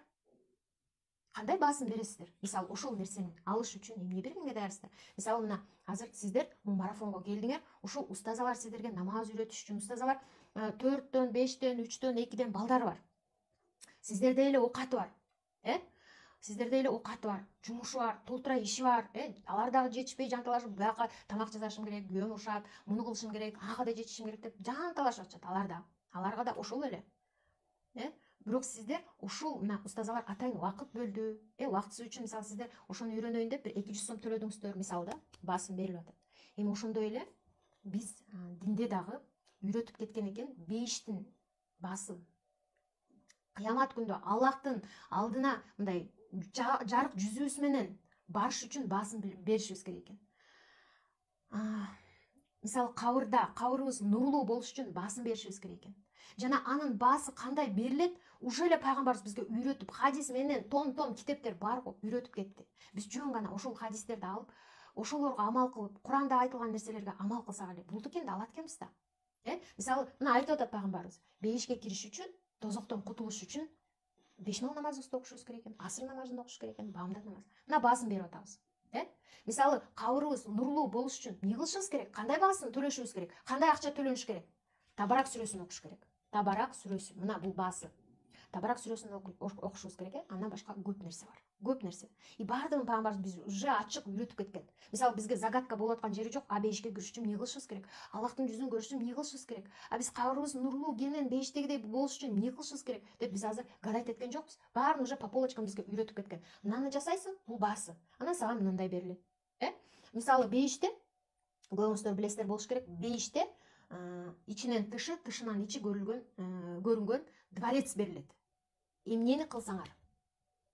Тахажжуд окусаңар, түндүн 3-бөлүгүндө тахажжуд окусаңар, 5-те бизге дворец берилет экен. Тышынан ичи, ичинен тышы көрүнгөн. Көрдүңүздөрбү? Мына ушул баасы болуп атат. И биз ошол кыямат күнү Аллахтын алдына жарык жүзүбүз менен барыш үчүн намаз окушубуз керек экен. Себеби биринчи эле биз намаздан суралабыз.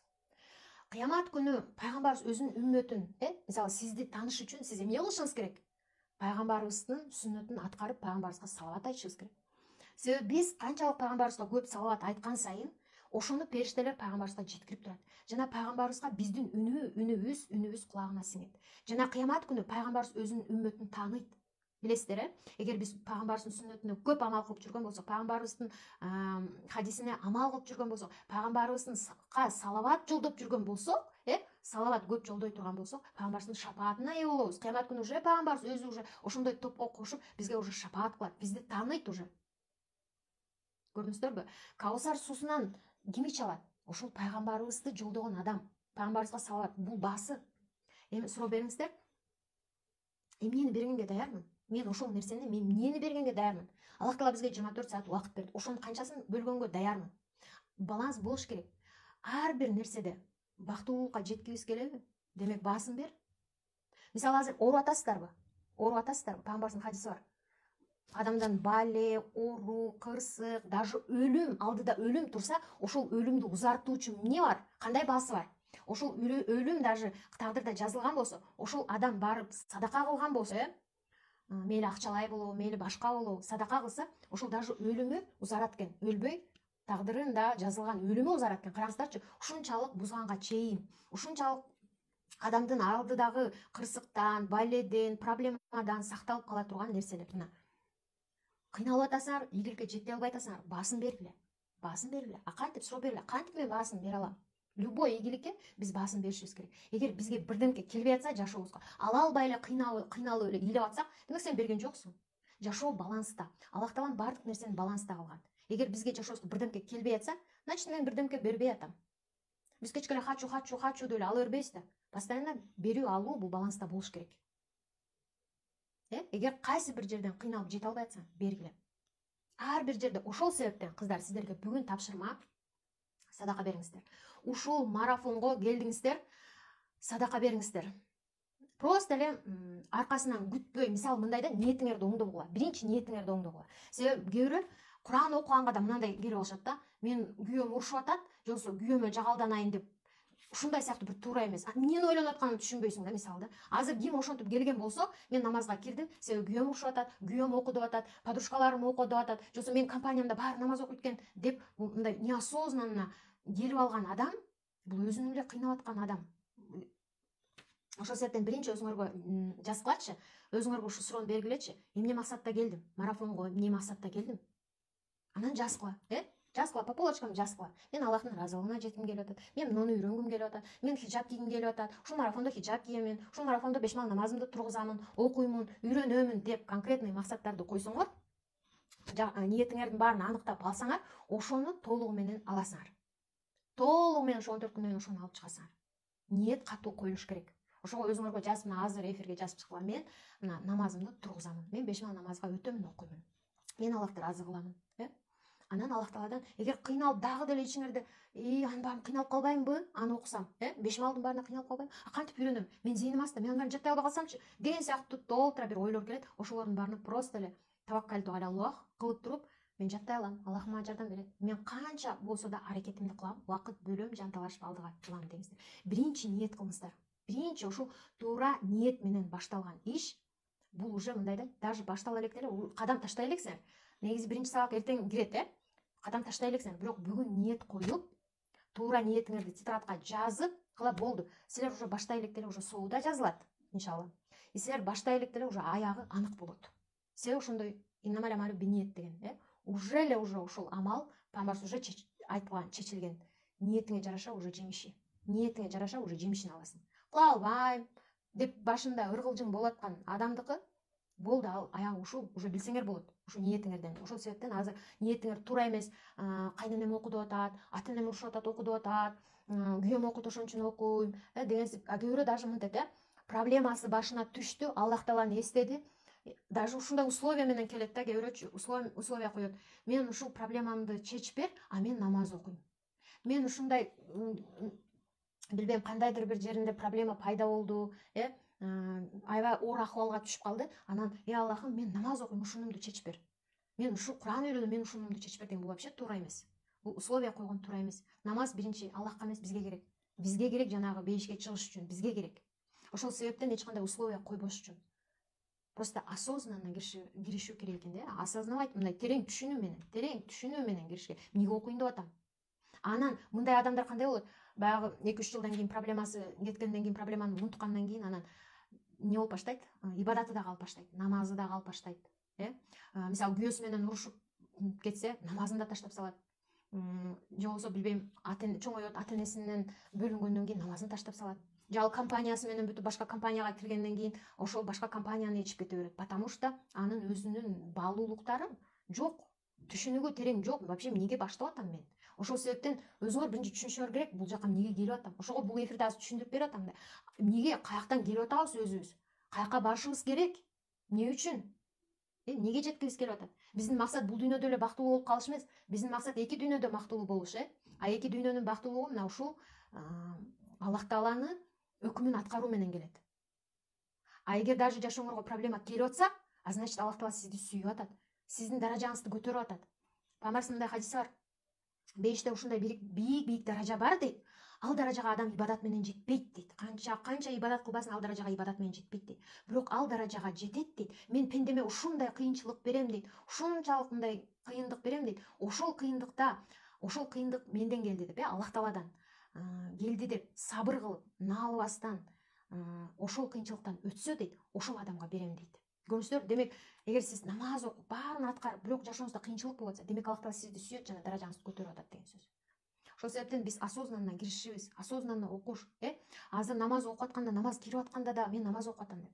Мындайда особенно мына намаз окуп аткан кыздарга айтылат, намазды жаңы баштап аткандарга да эмес, потому что жаңы баштап аткандар алар уже осознанно киришет да. Себеби деген Фатиханы жаттады, Фатиханы унутуп калбаш үчүн концентрациясын ошол Фатиха кайсыдан кийин кайсы келет, кайсы сөздөн кийин кайсы сөз келет деп ошого убактын бөлөт да. Мындайча айтканда намаздын ичинде да еще. А уже на автомате окуп калат го, баягы кыздар уже Фатиханы да билет, башкасын да билет. Анан оюн баары бизнесте, башка тамак жасап атат уже оюндачы.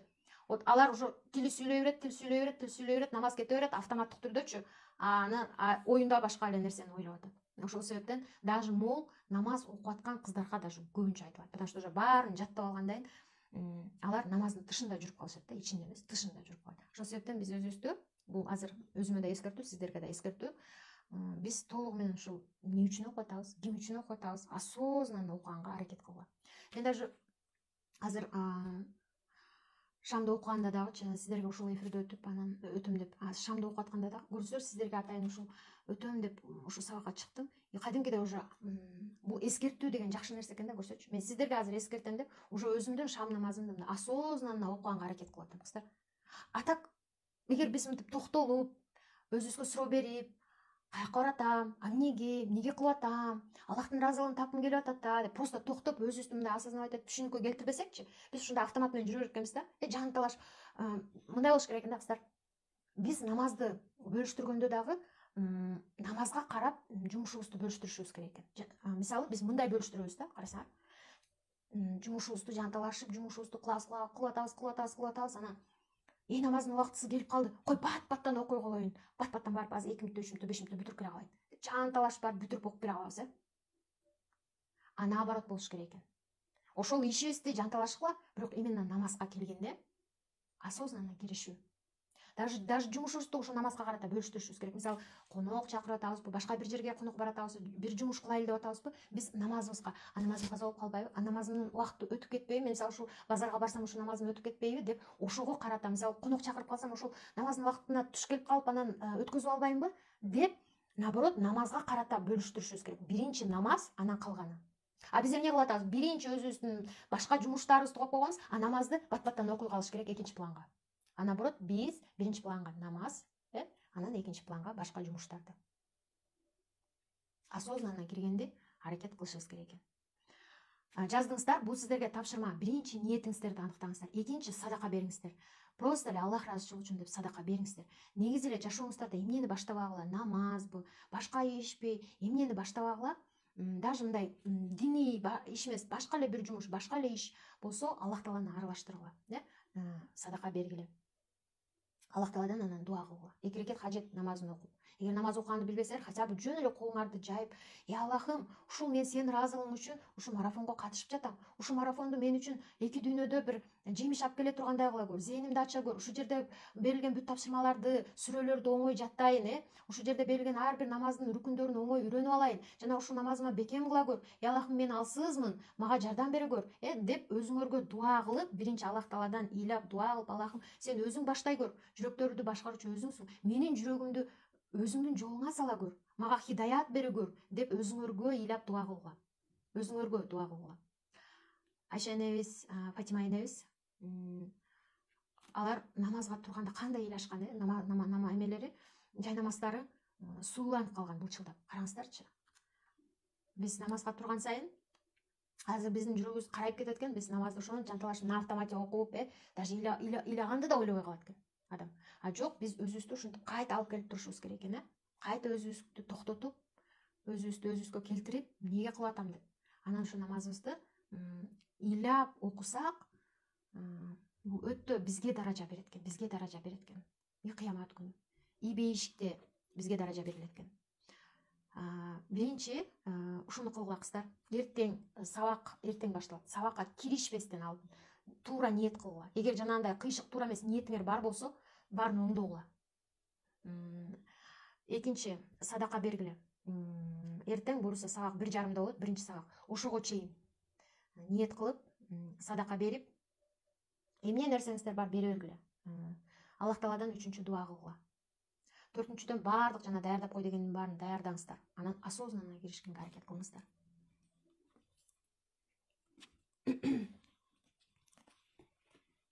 Жакшы, бир ойма келип атты эле, азыр айтайын десем сразу учуп кетти. Тапшырма ушу менен бүттү окшойт. Ушулардын баарын жасайсыздар. Буну отчет кылбай койсоңуздар болот. Өзүңүздөр үчүн жазып алгыла бул нерселердин баарын.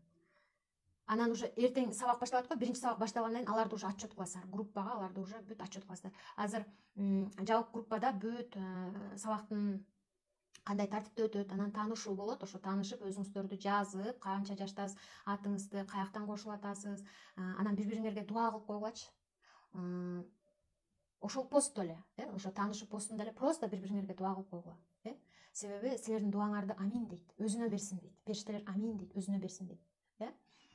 Дуа кылып, бири-бириңиздерге жакшы жылуу сөз айрнап коюңуздар. Ошондой кылалы. Ушу менен бүттү окшойт. Эң негизгиси эсиңиздерде болсун, мусулман адам менен башка адамдын айырмасы бул намазда. Жүрөк менен мен Кудайга ишенем деген ал жок. Эгер Кудайга ишенесең, намаз окугула. Болду, ошол эле нерсе. Мусулман менен башка адамдын айырмасы намазда бул. Ушу менен эфирибизди аяктайлы. Аллах таалам өзүнө болгон сүйүүнү салсын, жүрөктөрүңүзгө өзүнө болгон сүйүүнү салсын. Аллах таалам бардыгыбызга хидаят берсин. Ушул жердеги сабак берем деп жаткан устазалардан разы болсун. Аллах таалам ошолордун устазалардын эки дүйнө бактылуулугун берген болсун. Ушунча убактын коротуп, ушунча нерселерди кылып, мен ошол жерде болгондойм, көрүп атам эмгектерин. Жана ошол жерде сабакка катышам деп келип аткан баардык окуучулардан Аллахым разы болуп, ушул намазга келип атам, намаз үйрөнөм деп аткан кыздардын баардыгын Аллах таалам жүрөктөрүнө хидаят берсин, намаздарын тургузуп, ошол именно намаздарыңыздарды мындай бир махаббат менен, сүйүү менен, бир мындай таттуулук, лаззат менен окуганга, рахат менен окуганга Аллах таалам ошону жүрөгүңүздөргө киргизсин. Жана намазыңыздарды бир тургузгандан кийин болду, ошону өмүрүңүздөрдүн акырына чейин бекем кылып берсин Аллах таалам. Жана сиздерге Аллах таалам сиздерге, сиздердин үй бүлөңүздөргө, баардыгыбызга, жалпы баарыңыздарга эки дүйнө бактын берсин. Эң чоң эңсеген ошо Аллахтын ыраазылыгын, Аллах таалам өзүнүн ыраазылыгын баардыгыбызга берген болсун, бейиши менен сыйлаган болсун. Өзүңүздөргө сөзсүз дуа кылыңыздар, дуа кылып туруп анан киришиңиздер. Жана марафон 15 күндөн кийин бүткөндөн да бизде таалим баракча бар. Ошол жерде Букентай устазыбыз ушундай сонун таалимдерди өтөт. Ошол жерге сөзсүз кошулуп, таалимди угуп туруңуздар. Себеби биз, мен өзүм дагы жумуш, иш, башка нерсе деп жүрө бергенде жүрөк карайып баштайт кадимкидей. Анан кадимкидей ошо таалимге кирип, Букентай устазанын баяндарын укканда анан өзүңө келип баштайсың, кадимкидей кайта баягы жүрөгүң тазарып баштайт. Ошол себептен ушул талимге да кошулуп алыңыздар сөзсүз. Азыр бир эки суроолоруңуздарды көрүп коеюн, анан эфирди бүтүрөлү. Могу жерде мындай деп атат: намаз окуп жатканда күйөөң чакырып калса намазды бузуш керекпи же бузган күнөө? Намаз бул Аллахтын өкүмү. Эгерде карагыла, күйөөңөр болобу, ата энеңер болобу, бул өтө биздин сыйлуу адамдарыбыз. Аллахтын өкүмү менен, Аллахтын өкүмүн аткаруу же болбосо ушулардын сөзүн угуу турганда, анда Аллах Тааланын өкүмүн тандайсыңар. Аллахтын өкүмү өйдө турат. Исламда ата энени, күйөөнү өтө мындай урмат көрүш керек, аларды сыйлаш керек деп келген. А бирок эгер Аллахтын өкүмү менен тирелип калса, анда Аллахтын өкүмүн тандайсыңар. Аллах Тааланын өкүмүн тандайсыңар. Намазды бузган күнөө болот.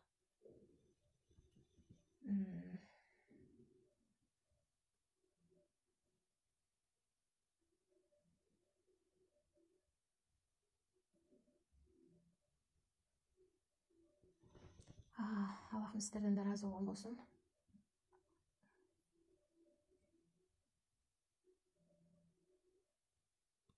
Могу жерде мен 5 мал намаз окуйм. Бир жалкоолугум кармаса, бир күндүк намазымда окубай коюп жатам. Ушунчалык мойнум жар бербей, жалкоолукка жеңил кала турган болдум дейт.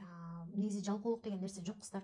Буюрса мен өздүк өнүгүү деген сабагыма катышып калсаңар, же болбосо сиздерге бир аз күндөн кийин акысыз эле максат боюнча, исламда максат боюнча деп өтүп берем сабак.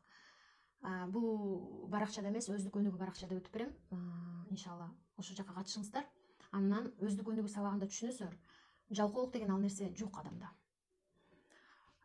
Бул жерде жана айтып өттүм, сизди мына азыр шайтан алекилен азгырып атат. Нафсыбыз кошулуп алган. Биринчиден, экинчиден. Анан жана группада дагы кыздардан бирөө жазып атат: энергиям жок. Күндүз энергиям бар кезде сабакка катышайын деп, кечинде уже энергиям жок калат деп. Энергия жок болгонунда көп себептер бар кыздар. Ошол өзүңөрдү мындай энергияңар топтой турган атайын сабактар өтүлөт, буюрса азыр айтпай коеюн, көп болуп кетет. Негизи жалкоолук деген жок кыздар. Машалла, намазымды баштагым келет деген кыздар намаз марафонуна катышкыла. Да, все баштап кеткиле. Азыр мына намаз баштайын деген кыздар сразу мына бүгүнтөдөн баштап кеткиле. Бүгүнтөдөн уже болду мына аткаргыла. Биз билбейбиз да. Мына пандемияда көрдүк го.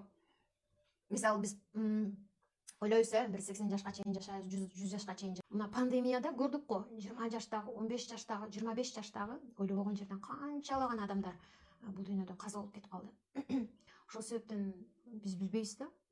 Биз эртең вообще болобузбу, Пока картайганда намаз окуйм деп айткыдай, же картайганга чейин жүрө алабызбы? Азыр жалкоолугум кармап атат, намаз окугум келип атат, бирок кире албай атам дегендер. Ошо силерге мына азыр ушу суроону өзүңөргө бергиле. Биринчи карап окусак болобу дейт. Башында үйрөнүп атканда болот, бирок бир жумадан кийин, бир жума мындай үйрөнгөнчө болот, андан кийин болду, уже карап окусаңар болбойт.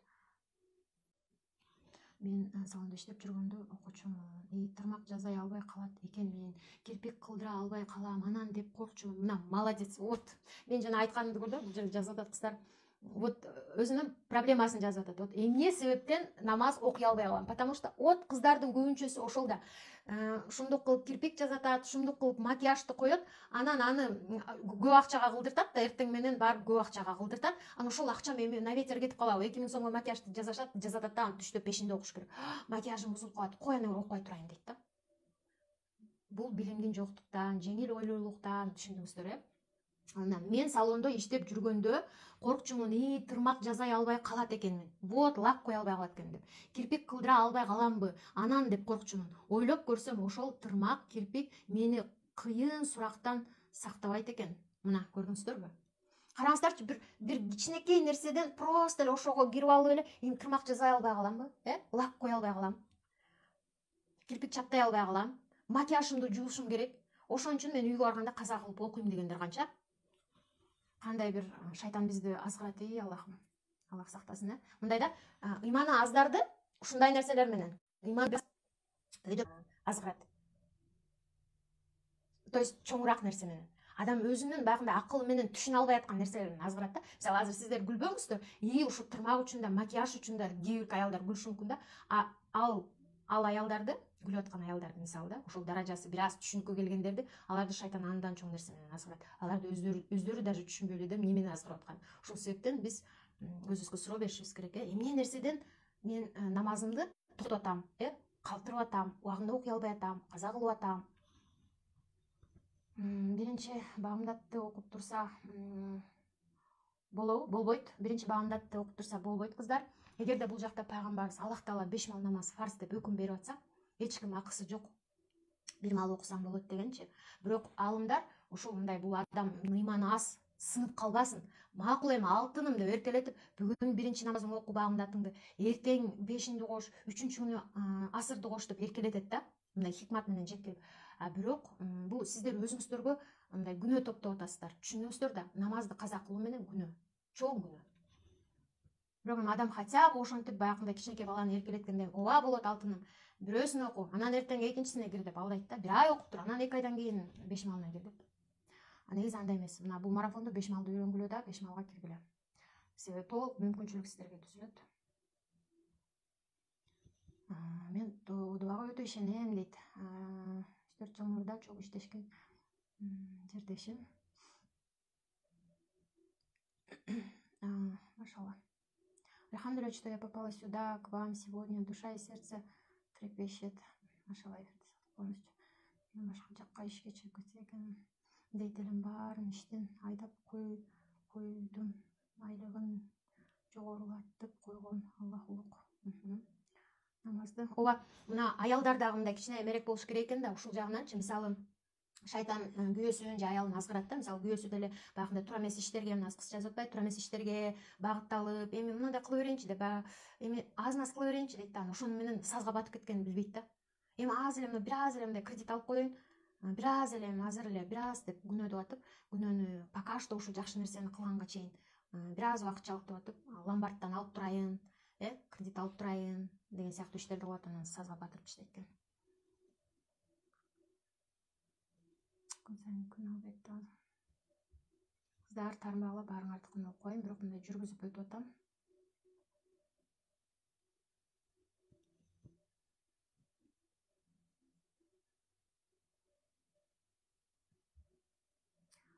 Кыздар, бул жерде мындай деп жазып турсаңыз, Аллах сизди жакшы көрөт экен деп, бул нерсе бар да. Аллах Таала баарыңарды жакшы көрөт. Аллах Таала ар бир пендесин ушунчалык сүйөт, кыздар. Ушуну айтып өтөйүнчү. Мисалы, бул дүйнөдө кимдин сүйүүсү күчтүү? Эне менен баланын сүйүүсү күчтүү. Эне менен баланын сүйүүсүнө эчтеке жетпейт. Эне бардыгынча даяр, эмне кылса дагы ушул баласы үчүн баарын кылып берет. Бардык кыйынчылыкка туруштук берип алат. Ушул баласын сактап калыш үчүн, Эне менен баласынын сүйүүсү күчтүү. Бирок пендесине карата Аллах Тааланын сүйүүсү энеден 70 эсе артык экен. Карасаңар, 1 эсе эмес, 10 эсе эмес, 20 эсе эмес, 70 эсе артык деп атат. Сиздердин ар бирөөңүздөрдүн жаныңыздар Аллах үчүн кымбат. Эмне үчүн жана суицид, өзүн өлтүрүү ушунчалык чоң күнөө? Себеби Аллах Таала пендесин сүйөт.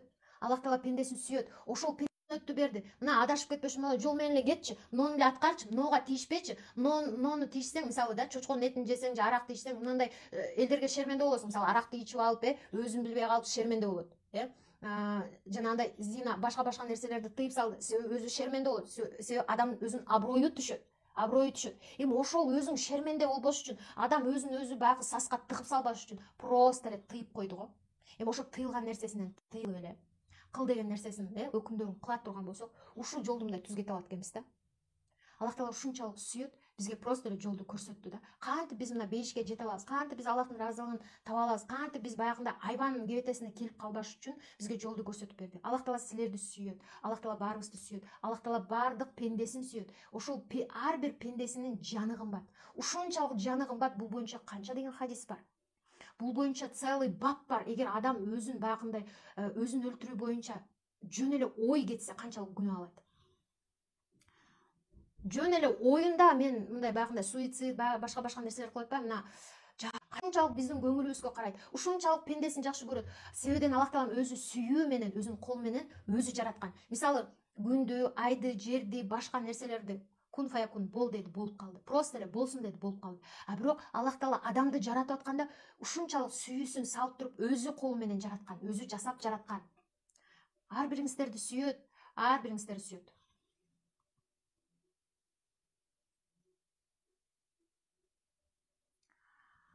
Сообщениеңиздар аябай көп экен кыздар. Ушу менен бүтүрөлү.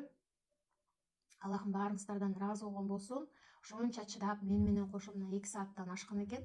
Ушунча отуруп бергениңиздерге Аллахым ыраазы болсун. Балдарым да улам келип кетип атат. Мамама эмне болду деп. Сообщениеңиздар бүтпөй атат. Ылдыйжанына туруп коеюн десем, Аллахым силерден да ыраазы болсун. Эмесе, кийинки эфирде көрүшкөнгө чейин бардыгыңыздарга буюрса бизге да дуа кылып тургула. Биз көбүрөөк сиздердин дуаңыздарга муктажбыз кыздар. Биз иншалла устазалар да биз да сиздерге дуа кылабыз. Бирок сиздер ушул жерде сабак берип аткан ар бир устазыңыздарга дуа кылыңыздар. Ар бирине, бардыгына дуа кылыңыздар. Менин атымды эстеп калыңыздар. Менин атым Алия, мага да дуа кылып туруңуздар. Мен да сиздердин дуаңыздарга муктажмын. Эмесе, жакшы эс алыңыздар, жакшы жатыңыздар. Кийинки эфирге чейин көрүшкөнчө.